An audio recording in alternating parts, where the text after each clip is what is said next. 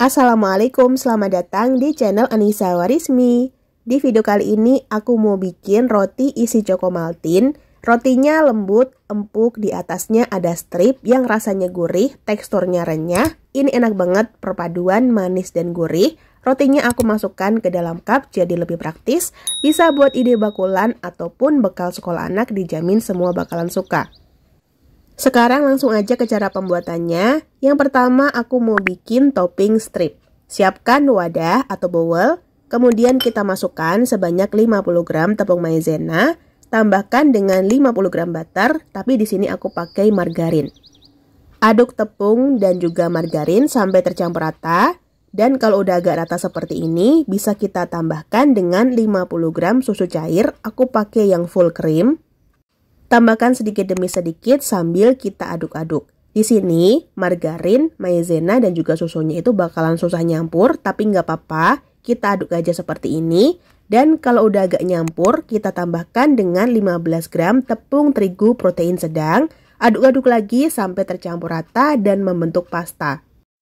Teksturnya jadi seperti ini, kelihatan kental, halus tapi nggak begitu licin. Kalau udah dipastikan rata untuk pengadukannya, ini adonan stripnya atau adonan toppingnya udah jadi, bisa kita masukkan ke dalam piping bag supaya lebih mudah untuk diaplikasikan. Langkah berikutnya kita akan membuat adonan roti. Siapkan wadah atau bowl yang bersih dan kering. Masukkan sebanyak 1 butir telur utuh, beratnya sekitar 57 gram.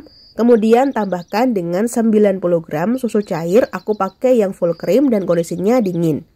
Aduk telur dan susu sampai tercampur rata, dan kalau udah rata, tambahkan dengan 4 gram ragi instan. Tambahkan juga dengan 50 gram gula pasir.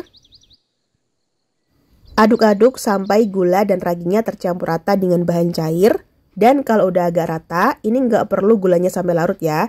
Kalau udah rata, tambahkan aja langsung 10 gram susu bubuk. Kemudian tambahkan juga dengan 250 gram tepung terigu protein tinggi. Aduk-aduk kembali dengan spatula sampai agak tercampur supaya nanti saat di mixer tepungnya nggak berterbangan dan akan meringankan kerja dari mixer kita juga.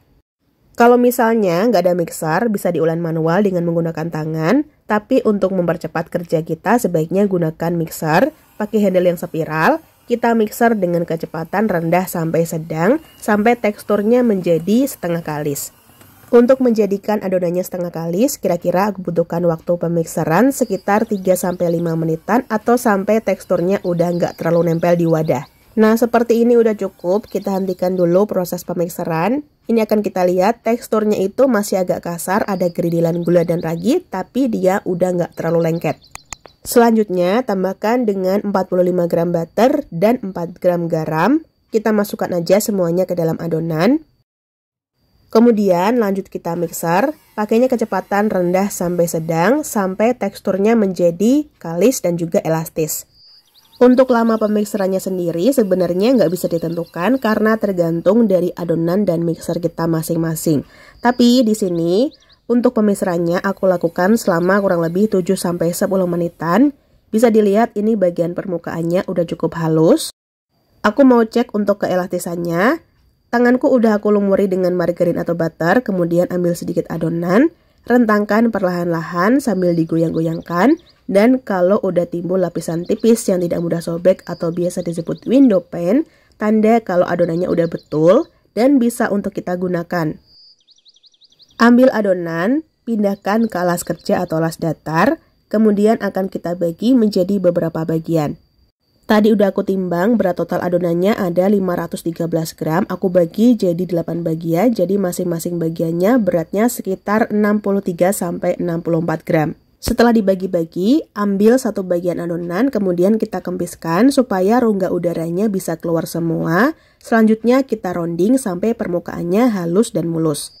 Lakukan sampai semua adonan kita rounding atau kita bulatkan. Jangan lupa urutkan dari adonan yang pertama kali di rounding sampai yang terakhir dibentuk.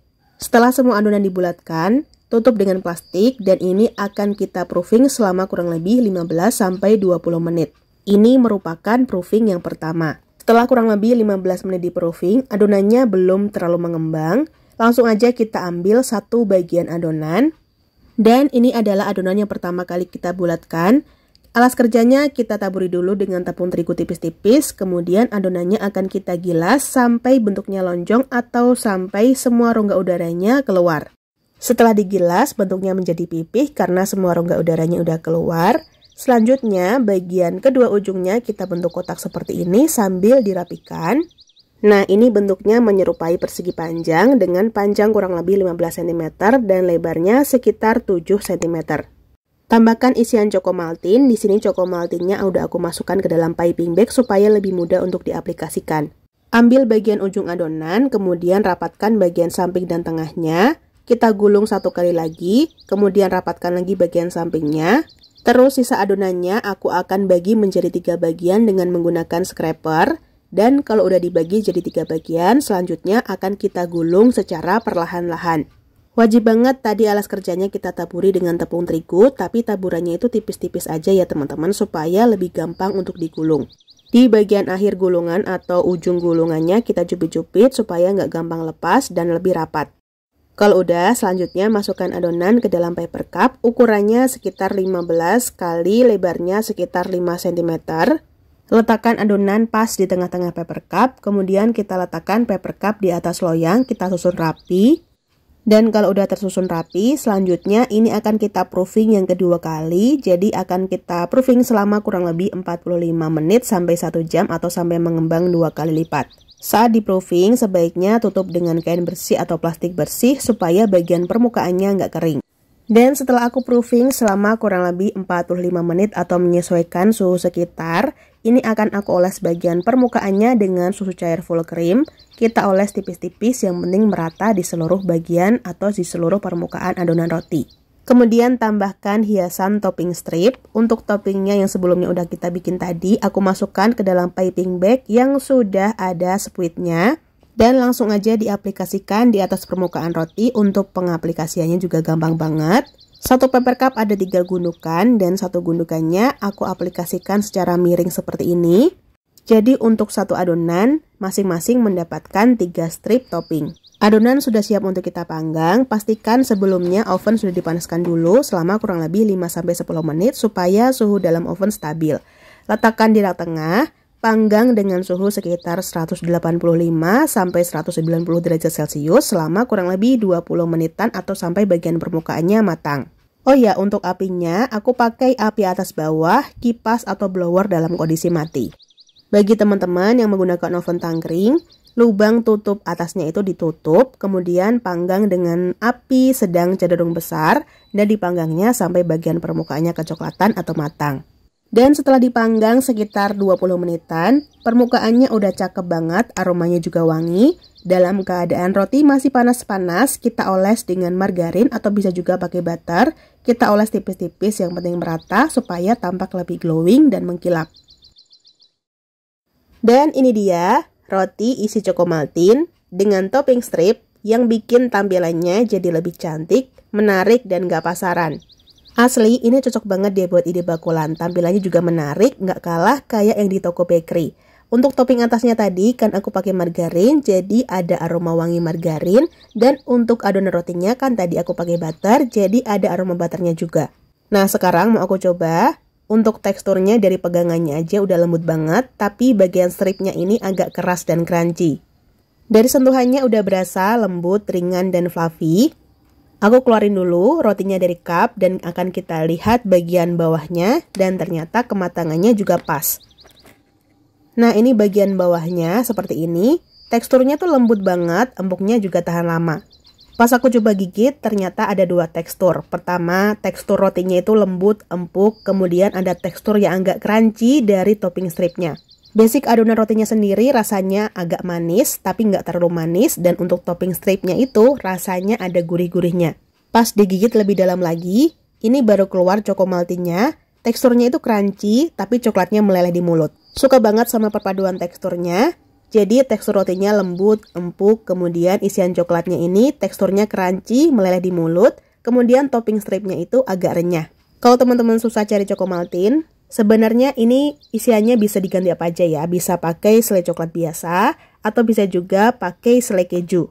Berdasar dari pengalaman, kalau isian roti kita itu coklat, selai coklat ataupun Cocomaltin, pasti di keesokan harinya rotinya itu udah nggak terlalu lembut seperti yang pas baru anget-anget baru keluar dari oven ya. Hal itu disebabkan karena si coklat ini kan ada kandungan minyak. Lah minyaknya itu bercampur ke adonan roti dan itu yang bikin adonan rotinya nggak selembut pas baru matang. Dan itu merupakan hal yang wajar ya teman-teman. Jadi kalau misalnya aku bikin roti dengan isian coklat kayak gini, biasanya di keesokan harinya kalau pengen teksturnya lembut, itu aku kukus lagi atau aku masukkan ke dalam magicom. Dimasukkan ke magicomnya tuh cepet banget, sekitar 5 menitan aja udah cukup. Langsung bisa disajikan dan teksturnya udah lembut dan empuk kembali seperti awal mula. Nah ini kalau membuat jualan bisa dimasukkan ke dalam plastik OPP, kemudian bisa ditambahkan label stiker nama jualan teman-teman masing-masing. Resep ini sangat recommended, wajib banget teman-teman cobain di rumah, bisa juga untuk ide bakulan. Dan mungkin segitu dulu ya resep dan tutorial yang bisa Umi sampaikan. Semoga bisa dipahami dan dimengerti. Terima kasih udah nonton videonya. Wassalamualaikum, semoga bermanfaat. Sampai jumpa di video selanjutnya. Selalu sajikan masakan yang enak dan sehat untuk keluarga tercinta. Selamat mencoba di rumah.